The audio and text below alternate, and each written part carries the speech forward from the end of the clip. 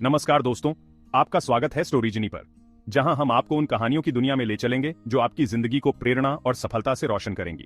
आज हम बात करने जा रहे हैं एक ऐसे महान व्यक्तित्व की जिन्होंने अपनी सोच और जीवन दर्शन से पूरी दुनिया को बदल दिया।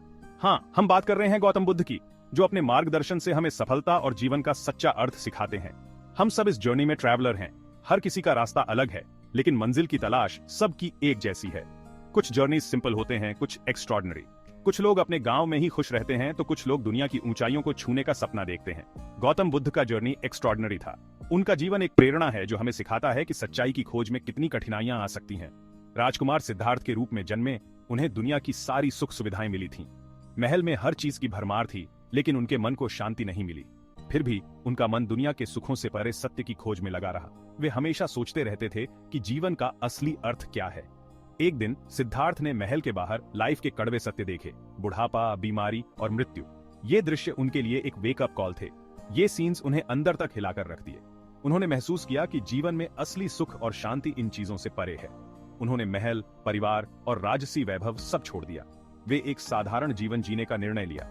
सिद्धार्थ अब एक साधक बन गए थे। उन्होंने अपने सारे भौतिक सुखों को त्याग दिया और सत्य की खोज में निकल पड़े। वे सत्य की तलाश में निकल पड़े। जंगलों में भटकते हुए उन्होंने कई गुरुओं से शिक्षा ली और ध्यान में लीन हो गए। बरसों तक उन्होंने कठोर तपस्या की। उन्होंने अपने शरीर और मन को कड़ी परीक्षा में डाला ताकि वे सच्चाई को पा सकें। आखिरकार उन्हें बोधगया में बोधि वृक्ष के नीचे ज्ञान प्राप्त हुआ।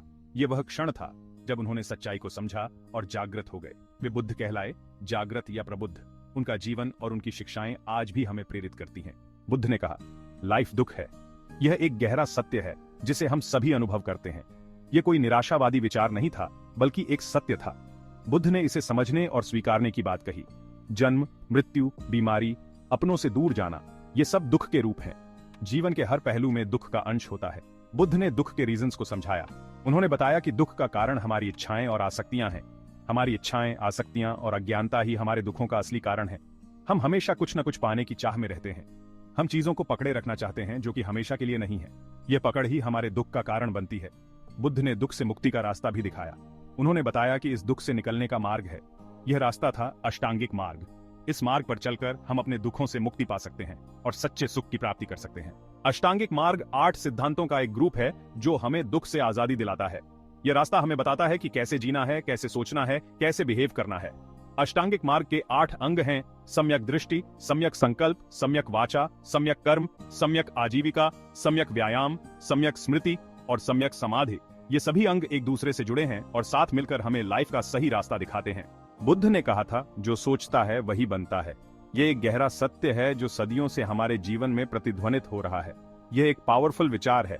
हमारे विचारों की शक्ति अनंत है और यह हमारे जीवन की दिशा को निर्धारित करती है। हमारे विचार ही हमारे कर्मों का आधार होते हैं। जब हम सकारात्मक सोचते हैं तो हमारे कर्म भी सकारात्मक होते हैं। अच्छे विचार अच्छे कर्मों को जन्म देते हैं और बुरे विचार बुरे कर्मों को। यह एक सरल लेकिन महत्वपूर्ण सिद्धांत है। अगर हम शांत, प्यार करने वाले और दयालु बनना चाहते हैं तो हमें अपने विचारों को भी उसी तरफ मोड़ना होगा। यह एक निरंतर प्रक्रिया है। मन को कंट्रोल करना आसान नहीं है, लेकिन प्रैक्टिस से सब पॉसिबल है। नियमित अभ्यास और ध्यान से हम अपने विचारों को सकारात्मक दिशा में मोड़ सकते हैं।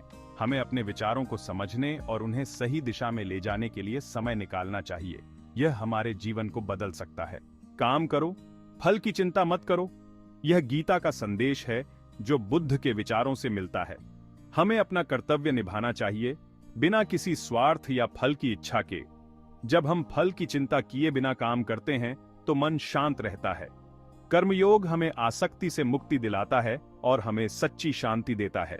बुद्ध के विचार आज भी उतने ही इंपॉर्टेंट हैं जितने सदियों पहले थे। उनका संदेश हमें प्रेरणा देता है, हमें डायरेक्शन देता है। हमें उनके विचारों को अपने जीवन में उतारना चाहिए।